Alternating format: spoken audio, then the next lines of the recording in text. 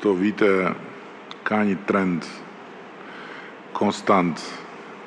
rritës në shkëmbimet tona tregtare, por ne besojmë që potenciali është ende më i madh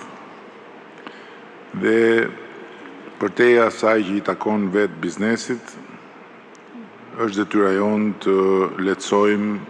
sa di dhe mundur shkëmbimet tregtare, aktivitetin e bizneseve në shtete respektive, edhe ndërveprimet tyre nga shteti në shtet. Edhe sot,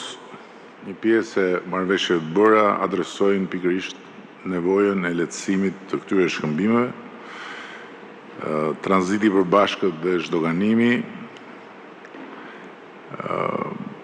është një punë e nisur qysh prej disa vitesh midis administratave doganore,